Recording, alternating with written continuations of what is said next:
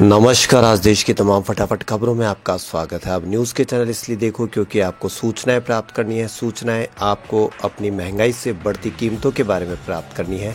सूचनाएं आपको अपने बच्चों की बढ़ती फीस से प्राप्त करनी है। सूचनाएं आपको बच्चों की बेरोजगारी के संबंध में प्राप्त करनी है। सूचनाएं आपको जो कोरोना काल में आपने समस्याएं भुगती, उनका कोई समस्याओं का समाधान किया जा रहा है या नहीं किया जा रहा है, उनके बारे में सूचनाएं प्राप्त करनी है। या सूचनाएं ऐसी प्राप्त करनी है जिससे आप अपना परिवार का विकास कर सको, आपका खुद का विकास कर सको।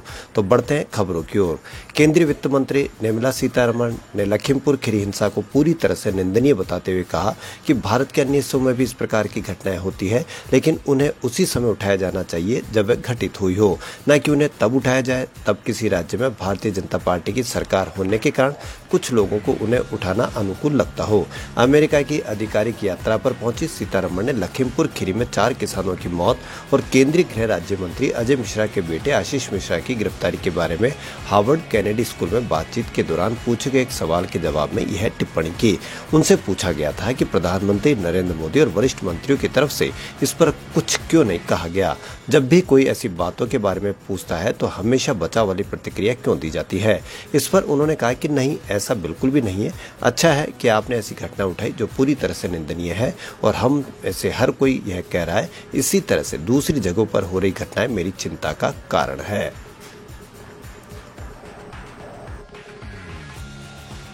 देश भर में आज मनाई जा रही शारदीय नवरात्रि 2021 की दुर्गा अष्टमी पर कांग्रेस महासचिव प्रियंका गांधी वाड्रा ने भी मां दुर्गा की पूजा की। उन्होंने दुर्गा अष्टमी पर कन्या पूजन अपने बुआ के घर पर की। प्रियंका गांधी ने अपने इंस्टा पोस्ट में इस बात की जानकारी दी।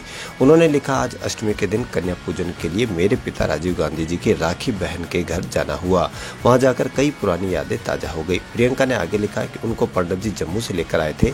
उनके पिताजी चौकीदारी का काम करते थे। वो मेरे पिताजी और चाचा को राखी बांधती थी। इंदिरा गांधी जी ने उनकी शादी कराई। कोरोना के चलते उनकी मृत्यु हो गई। कल उनके बेटे ने बताया कि वो पहली दफा उनके बिना कन्या पूजन कर रहे हैं, तो आज उनके घर जाकर कन्या पूजन किया।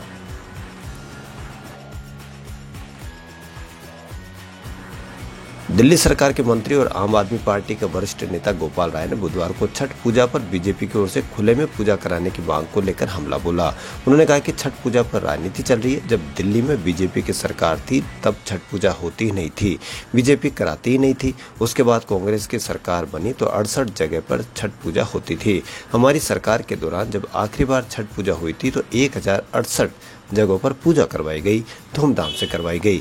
उन्होंने केंद्र सरकार की ओर से गाइडलाइन जारी करने को लेकर भी सवाल किया। राय ने कहा कि बीते साल कोरोना के चलते केंद्र सरकार के दिशा निर्देश आए थे कि छठ पूजा नहीं कराई जानी चाहिए। केंद्र सरकार के स्वास्थ्य मंत्रालय की जो गाइडलाइन थी उसके अनुसार एक्सपर्ट की राय थी कि सबसे ज्यादा कोरोना वायरस पानी में फैलता है और छठ पूजा पानी में खड़े होकर की जाती है। इसलिए पिछली बार केंद्र सरकार के दिशा निर्देश थे कि घर में रहकर लोग छठ पूजा करें। इसी साल उसी को देखते हुए दिल्ली डिजास्टर मैनेजमेंट अथॉरिटी ने निर्णय लिया कि छठ पूजा कोविड गाइडलाइंस के अनुसार ही होनी चाहिए। लेकिन भारतीय जनता पार्टी ने जिस तरह से छठ पूजा को लेकर राजनीति करने की कोशिश की, वह इस बात को दिखा रहा है कि कहीं ना कहीं इसमें बीजेपी को पूर्वांचलों के सम्मान की चिंता नहीं है, बल्कि वह ये सब इसलिए कर रही है क्योंकि उसको लग रहा है कि डूबते को तिनके का सहारा ही बहुत है। प्रधानमंत्री नरेंद्र मोदी बुधवार को पीएम गति शक्ति योजना का आगाज किया। उनका कहना है कि इससे विभिन्न मंत्रालयों और विभागों के बीच बेहतर समन्वय और सहयोग स्थापित होगा। इसका फायदा ये होगा कि परियोजनाएं कम समय में पूरी होगी और इनकी लागत भी घटेगी। साथ ही परियोजनाओं की मंजूरी से निर्माण तक इसमें नौकरशाही या अड़ंगेबाजी नहीं होगी। मल्टी मॉडल कनेक्टिविटी के लिए समग्र योजना को संस्थागत रूप देकर विभिन्न एजेंसियों के बीच समन्वय की कमी को ये योजना दूर करेगी। यह गति शक्ति परियोजना विभागीय रुकावटों को खत्म कर देगी। प्रमुख बुनियादी ढांचा परियोजनाओं में हितधारकों के लिए समग्र योजना को संस्थागत रूप देगी।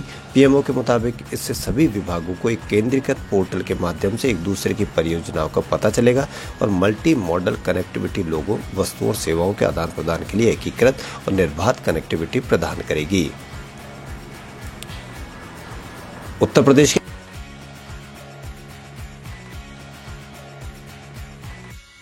के कि लखीमपुर खीरी में प्रदर्शनकारी किसानों पर गाड़ी चढ़ाने और उसके बाद भड़की हिंसा मामले में राहुल गांधी के नेतृत्व में कांग्रेस का एक प्रतिनिधिमंडल ने आज राष्ट्रपति रामनाथ कोविंद से राष्ट्रपति भवन जाकर मुलाकात की। इस दौरान प्रतिनिधिमंडल ने लखीमपुर खीरी हिंसा मामले में तथ्यों से जुड़ा एक ज्ञापन भी राष्ट्रपति को सौंपा है और मामले में पीड़ित पक्ष को न्याय दिलाने के लिए दखल देने की अपील की है। राष्ट्रपति से मुलाकात करने के बाद राहुल गांधी ने कहा कि हमने राष्ट्रपति जी से कहा कि आरोपी के पिता जो गृह राज्य मंत्री है को पद से हटा देना चाहिए, क्योंकि उनकी मौजूदगी में निष्पक्ष जांच संभव नहीं है। इसके अलावा सुप्रीम कोर्ट के 2 मौजूदा जजों से भी जांच कराने की मांग की गई है। प्रियंका गांधी ने बताया कि मुलाकात के दौरान राष्ट्रपति ने आज ही सरकार से मामले पर चर्चा करने का भरोसा दिलाया है।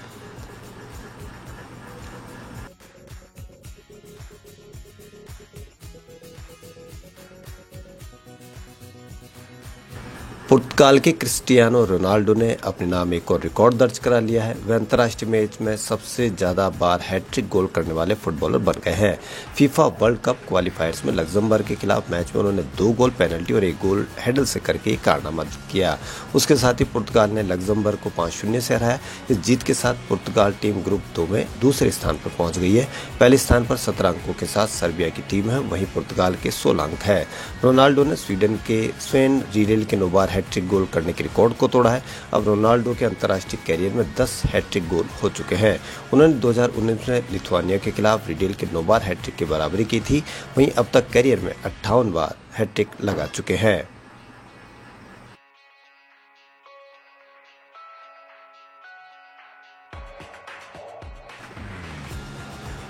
लखीमपुर कांड के मुख्य आरोपी और केंद्रीय मंत्री अजय मिश्र टैनी के बेटे आशीष मिश्रा की जमानत अर्जी सीजेएम कोर्ट से खारिज हो गई है। आशीष के वकील अवधेश सिंह ने कोर्ट में जमानत याचिका डाली थी। वहीं अन्य आरोपी शेखर भारती को 3 दिन पुलिस कस्टडी में भेजे जाने की संभावना है। 3 अक्टूबर को लखीमपुर हिंसक झड़प में 4 किसान, 1 स्थानीय पत्रकार और 1 भाजपा कार्यकर्ता सहित 8 लोगों की मौत हो गई थी। आशीष मिश्रा इस मामले में मुख्य आरोपी है। आरोपी की जिस थार जीप से किसानों को कुचला गया वह आशीष मिश्रा ही चला रहा था।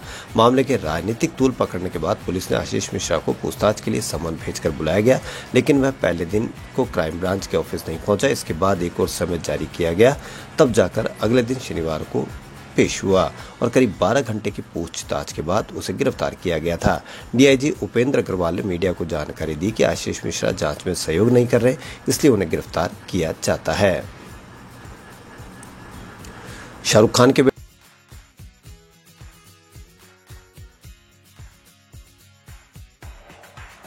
बेटे आर्यन की जमानत अर्जी पर सेशन कोर्ट में सुनवाई हो रही है। इससे पहले एनसीबी ने स्पेशल एनडीपीएस कोर्ट में अपना जवाब दायर किया। इसमें एनसीबी ने आर्यन की जमानत का विरोध करते हुए कहा कि आरोपियों में से एक का रोल दूसरे से अलग नहीं किया जा सकता है। आरोपी के पास से कोई बरामदगी नहीं हुई, इसके बावजूद वह इस पूरी साजिश में शामिल है। एनसीबी ने अपने जवाब में आर्यन को प्रभावशाली व्यक्ति कहा। एनसीबी की ओर से कहा गया कि वह सबूतों से छेड़छाड़ कर सकते हैं। एनसीबी ने कहा कि साफ है कि आरोपी अचित कुमार और शिवराज हरिजन ने आरोपी आर्यन खान और अरबाज मर्चेंट को चरस की आपूर्ति की। आर्यन और अरबाज एक दूसरे से जुड़े हुए हैं। एनसीबी ने आगे कहा कि हमारे रिकॉर्ड में ऐसी सामग्री है जिससे पता चलता है कि आर्यन खान विदेश में कुछ ऐसे लोगों के संपर्क में था जो ड्रग्स की अवैध खरीद के लिए एक अंतर्राष्ट्रीय ड्रग नेटवर्क का हिस्सा प्रतीत होते हैं। जांच अभी जारी है। खबरों फिलहाल इतना ही। यदि आपको हमारा चैनल पसंद आए तो लाइक, सब्सक्राइब और शेयर अवश्य करें। धन्यवाद।